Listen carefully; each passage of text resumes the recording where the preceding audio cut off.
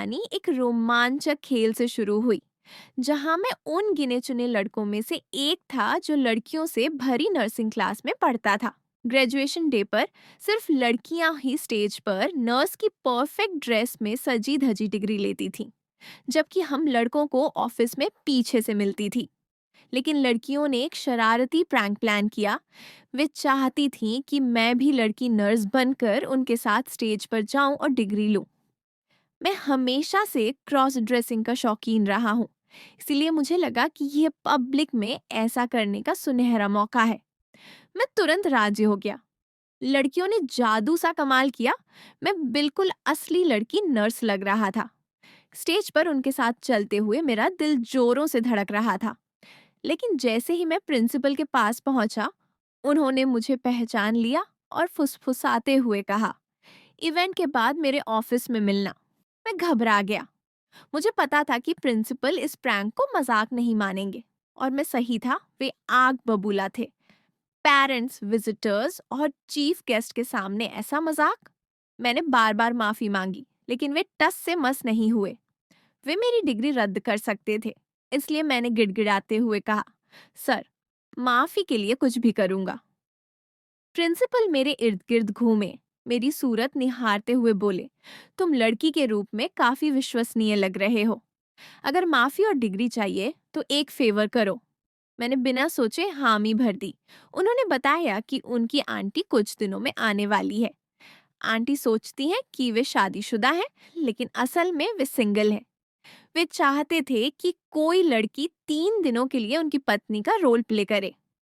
तुम बिल्कुल लड़की जैसे लगते हो, उन्होंने कहा, तो तुम ही मेरी वाइफ बनो। यह करो तो सब माफ। मैं अंदर से उछल पड़ा। हर क्रॉस ड्रेसर का सपना होता है हाउसवाइफ बनना, लेकिन मैंने ऐसे एक्ट किया जैसे अनिच्छा से राजी हो रहा हूँ। खुशी से मैं फूला नहीं समा रहा था, क्योंकि प्रिंसिपल ने कहा था कि आंटी के आने से 2 दिन पहले उनके घर पहुंच जाऊं, ताकि जगह की आदत हो जाए और सब कुछ नेचुरल लगे। साथ ही उन्होंने मुझे कुछ पैसे दिए थे लेडीज कपड़े खरीदने के लिए, क्योंकि उन्हें पता नहीं था कि मेरे पास पहले से ही फेमिनाइन चीजें हैं। मैंने सोचा, क्यों ना इस मौके का फायदा उठाऊं और ज्यादा स्टाइलिश आउटफिट्स ऐड कर लूं। मैं उत्साह से मार्केट गया, जहां चमचमाती दुकानों में घूमते हुए मैंने दिलकश साड़ियां चुनी। एक गोल्डन स्लीवलेस ब्लाउज जो मेरी स्किन को हाईलाइट करे, ब्लू साड़ी जो बहती हुई लहरों जैसी लगे, और कुछ मैचिंग एक्सेसरीज जैसे झुमके और बिंदी जो मुझे और ज्यादा आकर्षक बनाए। शॉपिंग इतनी रोमांचक थी कि हर ट्रायल में मैं खुद को आईने में निहारते हुए मुस्कुरा उठता, सोचता कि यह सपना सच हो रहा है। घर लौटकर तैयारी शुरू की। सबसे पहले बॉडी को क्लीन और सिल्की स्मूथ शेव किया। हर इंच पर रेजर फेरते हुए कल्पना की कि मैं एक परफेक्ट महिला बन रही हूँ। फिर नहाकर त्वचा पर मॉइस्चराइजर लगाया, हल्की खुशबू वाला परफ्यूम छिड़का। अब ड्रेसिंग का मजा।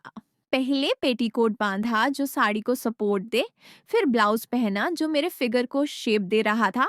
उसके बाद साड़ी को स्टेप बाय स्टेप ड्रेप किया। पहले कमर पर लपेटा, फिर प्लेट्स बनाई जो ग्रेसफुली गिरे। पिन से सिक्योर किया ताकि परफेक्ट फिट हो।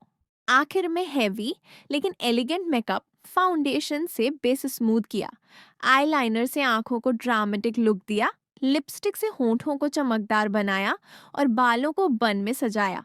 हर स्टेप में दिल की धड़कन तेज होती जा रही थी, जैसे कोई फिल्म की हीरोइन तैयार हो रही हो। पूरी तरह सज धज कर मैं उनके घर पहुंचा, जहां हर कदम पर खुद को एक नई दुनिया में महसूस कर रहा था। प्रिंसिपल लिविंग रूम में थे, मजबूत कदकाठी, परफेक्ट शेप। कोई भी लड़की ऐसे हस्बैंड की दीवानी हो जाती। अब वे मेरे हस्बैंड थे। उन्होंने कहा, मुझे नाम से बुलाओ, और मुझे नया नाम दिया, प्रिया। प्रिया सुनकर मैं और ज्यादा फेमिनाइन महसूस करने लगा। उन्होंने घर घुमाया, सब समझाया और बोले, आंटी को शक ना हो, इसलिए किंग साइज बेड शेयर करेंगे। मैंने हाँ कर दी, अपनी चीजें वार्डरोब में सजाई। वह पहली रात लड़की बनकर एक आदमी के साथ सोना कितनी रोमांचक और अजीब। बेड इतना आरामदायक था कि मैं गहरी नींद सोया। सुबह उठा तो वे पहले ही तैयार थे। मैं नाइट ड्रेस में ही किचन में घुसी और हम दोनों के लिए स्वादिष्ट ब्रेकफास्ट बनाया। साथ खाते हुए उन्होंने इंस्ट्रक्शंस दी। जाते वक्त उन्होंने मेरे कंधे पर हाथ रखा। मैं चौंक गया। हम हस्बैंड वाइफ हैं प्रिया। फिजिकल टच से बच नहीं सकते। आंटी के सामने आदत डालो। मैं समझ गया और गुड बाय किस दे दिया। वे हंसे। तुम रोल में कमाल कर रही हो। पूरे दिन मैं सोचता रहा कि मैंने वो किया, लेकिन मुझे अच्छा लगा। रात फिर साथ सोए। अचानक उनका हाथ मेरे बदन पर आया और वो मुझे दबा रहे थे। मैं उत्तेजित हो गया। डीप किस। और उन्होंने सिखाया बेड पर लड़की कैसे बिहेव करती है। हर पल मजा आ रहा था। धीरे धीरे मैं उनकी असली वाइफ बनता जा रहा था। अंतहीन लगने वाली रात के बाद सुबह वे गए हुए थे। एक नोट मिला। जल्दी तैयार हो जाओ, परफेक्ट महिला बनकर। आंटी को लेकर आ रहा हूँ।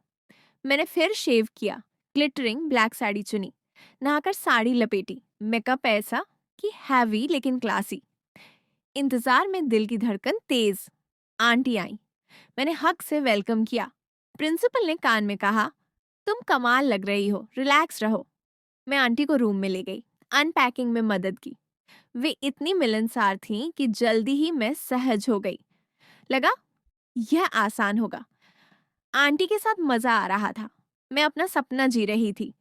शाम को डिनर बाहर स्पेशल लुक के लिए। मैंने चोली पहनी। आंटी ने कहा, तुम बहुत क्यूट वाइफ हो।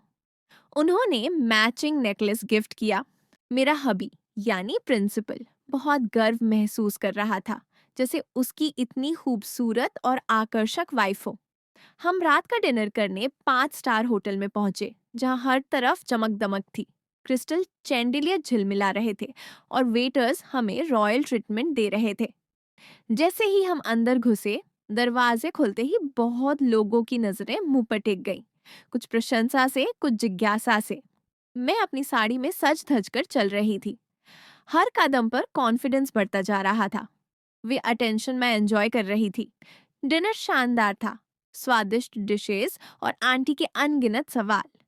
तुम दोनों की मुलाकात कैसे हुई? घर संभालने में कैसा लगता है? मैंने हर जवाब सोच समझ कर दिया, अपनी कहानी को नेचुरल रखते हुए। और हबी पूरे समय मुस्कुराते हुए मुझे देखता रहा, जैसे कह रहा हो, तुम परफेक्ट हो प्रिया। घर लौटते ही ट्रैवल की वजह से आंटी थकान से चूर थीं। वे जल्दी अपने रूम में जाकर सो गईं। हम दोनों बेडरूम में पहुंचे और दरवाजा बंद होते ही वे मजा फिर शुरू हो गया।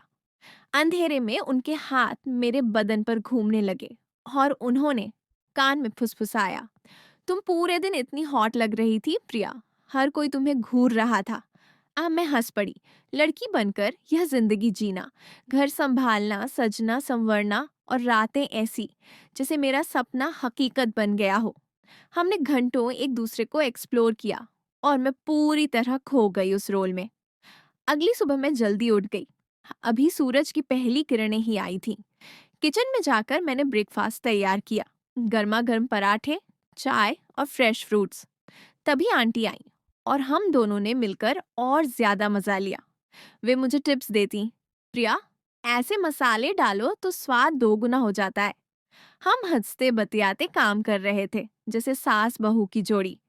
फिर आंटी ने कहा कि उन्हें किसी पुराने दोस्त से मिलना है और वे मेरे हबी के साथ निकल गईं, मुझे घर पर छोड़कर। अकेली घर में समय काटना मुश्किल हो रहा था। बोरियत छा गई। मैंने सोचा, क्यों ना आंटी को इम्प्रेस करूं, उनके कपड़े धो दूं ताकि वे खुश हों। मैं उनके रूम में गई, बैग खोला और कपड़े निकाले। वाह, क्या कमाल की साड़ियां थीं। सिल्क की, एम्ब्रॉयडरी वाली, छूने पर इतनी सॉफ्ट कि मजा आ गया। मैंने उन्हें धोया, सुखाया और फिर लंच तैयार करने लगी। सब्जी, दाल, रोटी, सब कुछ परफेक्ट। लेकिन वे अभी तक नहीं लौटे थे। मैं और ज्यादा बोर हो गई। इधर उधर घूमती रही। तभी नजर पड़ी आंटी के बैग में रखे टैब पर। एक चमचमाता महंगा टैबलेट। मुझे लगा, आंटी कितनी रिच है, शायद इसमें कुछ इंटरेस्टिंग हो।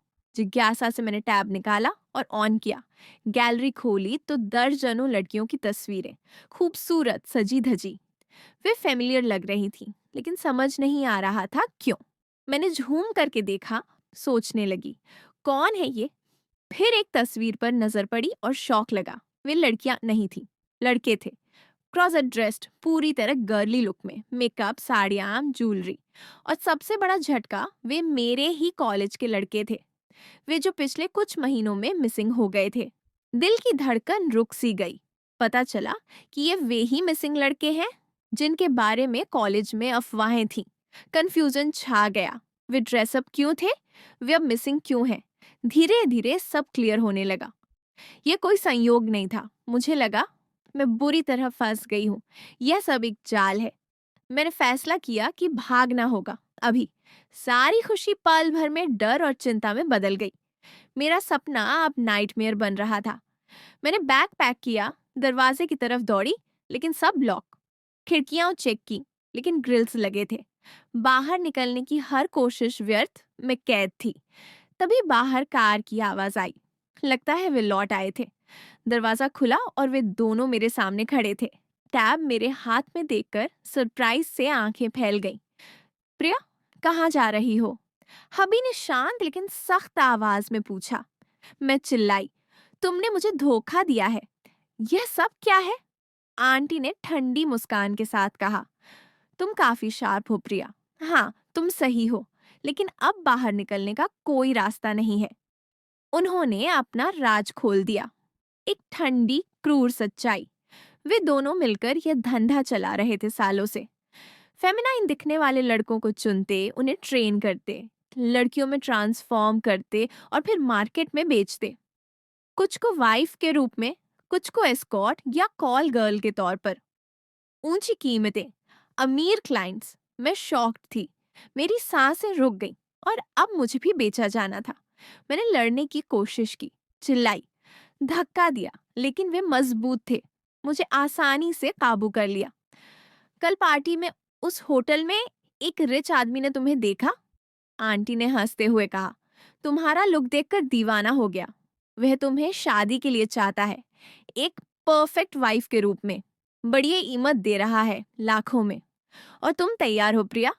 पिछले दिनों में हमने तुम्हें ट्रेन किया है। घर संभालना, हस्बैंड को खुश रखना। उनके शब्दों से मेरी रूह कांप गई। दरवाजा खुला और कुछ बड़े बड़े डरावने आदमी अंदर आए। शायद उनके गुंडे। उन्होंने मुझे पकड़ा, बाहर घसीटा। मैं चीखती रही, लेकिन कोई फायदा नहीं। कार में ठूंस दिया गया और जैसे ही हम चले, मुझे एहसास हुआ मैं भी उन मिसिंग लड़कों की लिस्ट में शामिल हो जाऊंगी। हमेशा के लिए गायब, एक नई पहचान में कैद। तो दोस्तों, आप सब भी ऐसे होने वाले फ्रॉड से बचे रहे और ड्रेसिंग करते वक्त सेफ्टी बरते, ताकि प्रिया के साथ जो हुआ वो आपके साथ ना हो। और हाँ, आप अपने इस चैनल को सब्सक्राइब करें और इस वीडियो को लाइक करना न भूलें। और जाते जाते कमेंट बॉक्स ये भी बता दीजिए कि आपन को ऐसा ऑफर दिया तो आपकी प्रतिक्रिया क्या होगी। नई कहानी जल्दी ही आ जाएगी।